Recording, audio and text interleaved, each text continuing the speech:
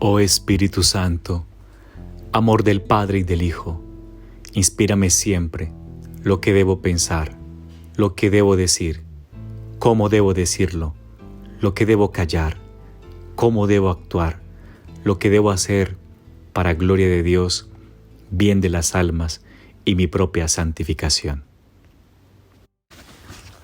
Hoy es domingo 6 de septiembre, el domingo de la 23ª semana del tiempo ordinario.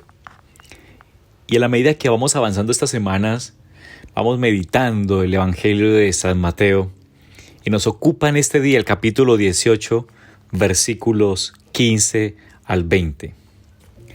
En aquel tiempo dijo Jesús a sus discípulos: si tu hermano peca, ve y corrígele en privado. Si te escucha, habrás ganado a tu hermano. Si no te escucha, busca una o dos personas más para que el asunto se decida por la declaración de 2 o 3 testigos. Si se niega a hacerles caso, dilo a la comunidad. Y si tampoco quieres escuchar a la comunidad, considéralo como pagano o republicano. Les aseguro que todo lo que ustedes aten en la tierra quedará atado en el cielo, y lo que desaten en la tierra quedará desatado en el cielo. También les aseguro que si 2 de ustedes se unen en la tierra para pedir algo, mi Padre que está en el cielo se lo concederá. Porque donde hay 2 o 3 reunidos en mi nombre, yo estoy presente en medio de ellos. Palabra del Señor. Gloria a ti, Señor Jesús. Qué bonito tema. Hoy nos presenta la Sagrada Liturgia y es la corrección fraterna. Con estas palabras que hemos leído, Jesús se refiere a esa práctica. Esta nace del amor al prójimo, del deseo de ayudarle a que vaya por el buen camino. Es una manera de cooperar a la salvación del otro que se ha desviado. Y cuando uno no se tiene amor, pues lo más fácil y lo normal es echarle en cara su pecado y condenarlo sin compasión. El objetivo de la corrección fraterna es, por el contrario, ayudar a que aquella persona que obró mal, pues se dé cuenta de lo que hizo, porque quizá el mal hecho ni siquiera lo consideró como algo malo. Y más hoy día que se ha perdido el sentido del pecado. Además, con la corrección se le hace ver que con su acción mala no solo ofendió a uno, sino a todos. Porque existe también, como dijo el Papa San Juan Pablo II en este documento, reconciliación y penitencia, muy hermoso. Dice: una comunión del pecado por el que un alma que se abaja por el pecado abaja consigo a la Iglesia y en cierto modo al mundo entero. En el número 16. Y el Papa Francisco pues también habla de otra finalidad de la corrección fraterna, además de ayudar al prójimo, es la de ayudarnos unos a otros, a liberarnos de la ira o del resentimiento que solo hacen daño, esa amargura del corazón que lleva a la ira, al resentimiento y que nos conduce a insultar, a agredir. Es muy feo ver salir de la boca de un cristiano un insulto o una agresión, es feo. Lo decía el Papa Francisco, ¿lo entienden? Nada de insultos, insultar no es cristiano. Bien, ahora, ¿qué poder que dice el Señor de atar y desatar? Y se refiere justamente a ese poder que le concede a los apóstoles y en ellos pues también a toda la Iglesia.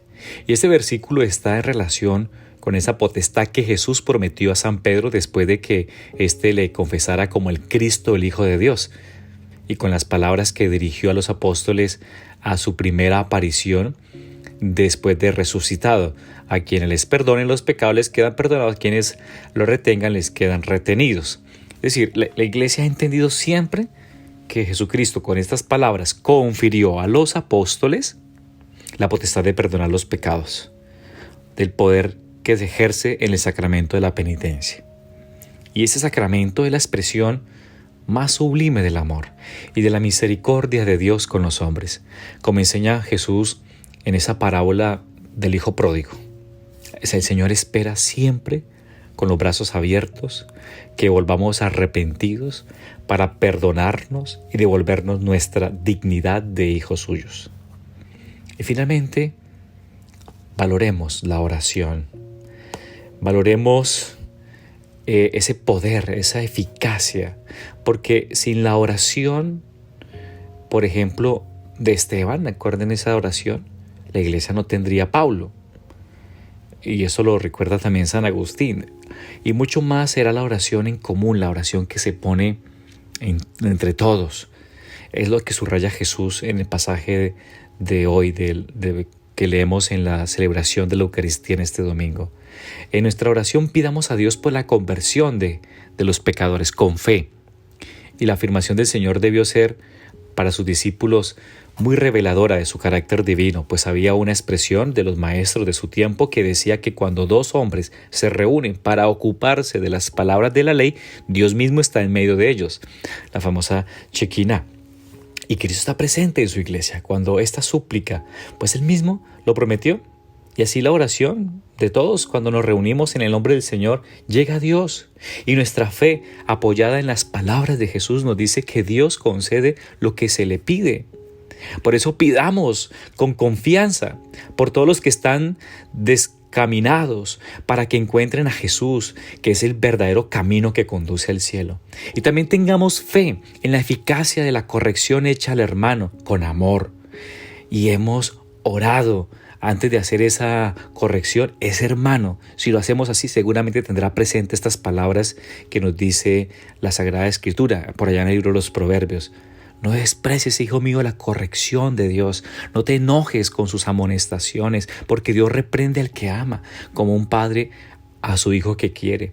Y con humildad sabemos que ese hermano, si lo amamos y lo corregimos con amor, volverá al camino.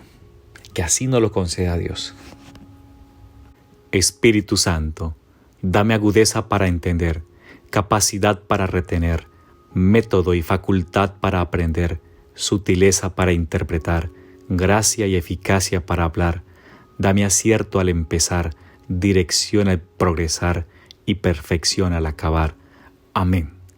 Que el Señor te bendiga, el Padre, el Hijo y el Espíritu Santo. Amén. Que tengas una hermosa y bendecida jornada.